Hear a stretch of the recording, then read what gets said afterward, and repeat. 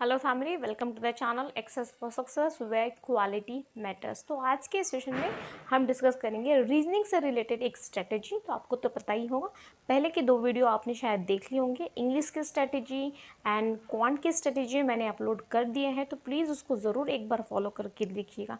Main examination, main in the sense कि जो pre का आपका जो होने वाला है 2021 और 27 को, तो उस दिन जो आप एग्जामिनेशन दोगे तो उससे पहले एक मॉक टेस्ट में आप इसका जो मैंने स्ट्रेटेजी बताया उसको फॉलो करके देखिएगा। आप ज़रूर इम्प्रूवमेंट देख लेंगे, अपने आप के स्कोर्स में इतने अच्छे इम्प्रूवमेंट देखेंगे। प्लीज़ एक बार ज़रूर देखिएगा, एक बार ज़रूर चेक कीजिएगा। तो चैनल पे नए आए हो तो please like, share and subscribe.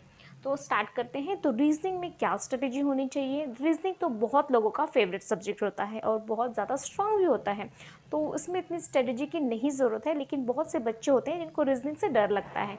क्यों? क्योंकि पजल्स उनसे नहीं बनते हैं, तो उनके लिए भी। और अगर आपका अच्छा भी है, यानी कि आपको सब कुछ आता भी है, तो भी आप स्ट्रेटेजी वाइज चलिएगा, आपको मार्क्स स्कोर करने में और ज़्यादा ये हेल्प मिलेगा। तो प्लीज़ सबसे पहले स्लॉग्स कीजिएगा। क्यों हम करते हैं? क्योंकि जो 20 मिनट्स का आपका जो टाइम होता है, उसके आधे मिनट में आपको इतनी अच्छे से मार्क्स स्कोर करना है कि आपको एक कॉन्फिडेंस मिले और आपको ये भी लगेगा हाँ चलो 10 मिनट हो गए हैं, मैंने 20 मार्क्स के क्वेश्चंस कर लिए हैं, यानी कि बच्चे 10 मिनट में आपको 15 मार्क्स के क्वेश्चंस करने हैं। तो आपको एक अलग सा कॉन्फिडेंस मिलेगा, एक अंदर सा बूस्ट मिलेगा और आपका जो माइंड है और अच्छे से काम करने लगेगा। तो स्लॉग्स क्यों? क्योंकि स्लॉग्स क्या है, इजी होते हैं क्वेश्चंस और बेंच में होते हैं, तो एक साथ में आप 5 मार्क्स स्कोर कर सकते हो इजीली फटाफट। जिसका तो परफेक्ट होगा, यानी कि बहुत ज़्यादा एक्सपर्ट होंगे, तो उनको डायग्राम बनाने की भी ज़रूरत नहीं है, ओरली वो सॉल्व कर सकते हैं। उसके बाद है इनइक्वालिटी। इनइक्वालिटी भी बेंच में क्वेश्चंस आते हैं, इनको अच्छे से आप स्कोर कर सकते हो बहुत ही अच्छे से। और ये बेंच में आते हैं तो ये हो जाता है, एक कॉन्फिडेंस आ जाती है कि चलो इसके 5 मार्क्स हो गए, इसके 5 मार्क्स हो गए, इसके 5 मार्क्स हो गए, डन हो गए। उसके बाद अल्फ़ाबेटिकल सीरीज़ आएगा या फिर अल्फ़ा न्यूमेरिक सीरीज़ आएगा, इसमें से कौन सा भी एक सीरीज़ आ सकता है। तो 5 मार्क्स के नहीं तो नहीं, कम से कम 3 मार्क्स के तो डेफिनेटली बन, क्योंकि ये पीओ है। अगर क्लब का होता तो डेफिनेटली 5 मार्क्स का बन जाता, लेकिन पीओ है तो 3 मार्क्स का बनेगा ही। तो इसके 3 मार्क्स या फिर 5 marks. Machine input output definitely 5 marks का बनेगा, ये भी एज कंपेरिजन पजल्स इजी ही होता है। अगर आपको जो आइडियाज़ है या फिर आपका जो उसके अंदर का लॉजिक है, अगर उसको आपको मिल रहा है, आप फाइंड कर पा रहे हैं, आपको लग रहा है ईजी है, then go for this. Otherwise go for the data sufficiency. Data sufficiency क्या है? चैप्टर बेस्ड होता है, या फिर जो छोटे छोटे क्वेश्चंस होते हैं रैंकिंग बेस्ड, ब्लड डायरेक्शंस और sorry blood relations, directions and distance, ऐसा होता है जो छोटे छोटे एक एक नंबर्स के क्वेश्चंस आते हैं, तो उसके अंदर भी इस टाइप के क्वेश्चंस बन जाते हैं। तो ये डाटा सफिशिएंसी भी बहुत इजी है, इसके भी 5 मार्क्स का डेफिनेटली बनेगा। उसके बाद puzzle and sitting arrangement. Puzzle जिसका अच्छा है बहुत अच्छा है, लेकिन उसके अंदर भी तीन या 4 पजल आने वाले हैं, क्योंकि पीओ है। तो उसके अंदर भी आप देखिएगा कि आपको कौन सा ज़्यादा पजल कंफर्टेबल हो। अगर आप सर्कुलर बेस्ड अगर आप कंफर्टेबल हो तो गो फॉर दैट। तो अगर नहीं है तो किसी और कंपेरिजन करके देखिएगा, 3 पजल में आपको कौन सा सबसे ज़्यादा इजी लग रहा है, कौन सा जल्दी तुरंत होने वाला है। तो आपने प्रैक्टिस की हुई तो आपको देखते ही पता चल जाएगा कि ये तो मैं तुरंत उड़ा दूंगी।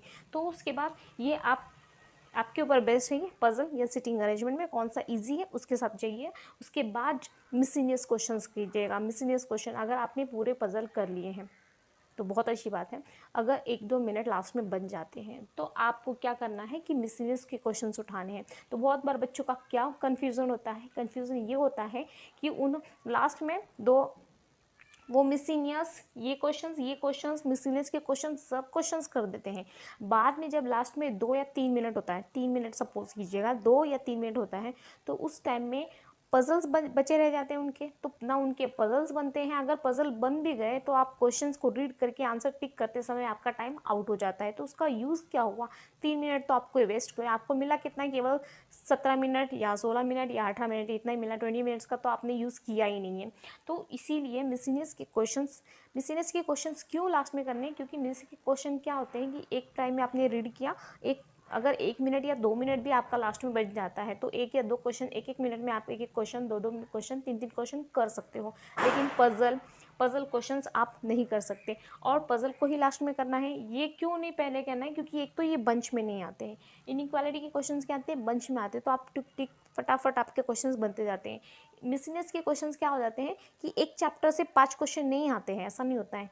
इनइक्वालिटी का एक चैप्टर से 5 क्वेश्चन, सिलॉक्स एक ही चैप्टर है 5 क्वेश्चंस, उसके बाद अल्फा न्यूमेरिक एक ही चैप्टर 5 या 3 क्वेश्चन, मतलब ये चैप्टर वाइज क्वेश्चन आते हैं, बंच में आते हैं तो इजी होता है। लेकिन मिसलिनियस क्या होता है, हर एक क्वेश्चन हर एक अलग चैप्टर से बेस्ड होता है, तो हर एक क्वेश्चन को समझना, फिर उसका चैप्टर आपके माइंड में रिवाइज करना, फिर उसके बाद उसका आंसर ये करना, थोड़ा सा ये डिफिकल्ट हो जाता है। तो इसीलिए अगर आपका सिटिंग अरेंजमेंट अच्छा है, पजल अच्छा है, तो भी आप इसी को फॉलो करके लास्ट में आप सिटिंग अरेंजमेंट पे जाइए। उसके बाद डाटा सफिशिएंसी बहुत बार क्या हो जाता है, ईजी दे दिया रहता है, तो कीजिएगा। उसके बाद सिटिंग अरेंजमेंट, अगर आपको लगा कि हाँ ये डिफ़िकल्ट है तो स्किप कीजिएगा। अगर आपको लगा, अब ये वो तो पर्सन टू पर्सन डिफर करता है कि आप किसके अंदर स्ट्रांग है। अगर आप इसके अंदर स्ट्रांग है तो ये कीजिएगा, अगर आपको ये नहीं आता है तो भी ये छोड़ दीजिएगा। इनइक्वालिटी किया आपने, डन, ये नहीं आ रहा है छोड़ दीजिएगा, ये किया आपने, नहीं आ रहा है छोड़ दीजिएगा, उसके बाद ये किया, चलो डन, ये नहीं किया छोड़ दीजिएगा, ये किया डन, ऐसे कीजिएगा।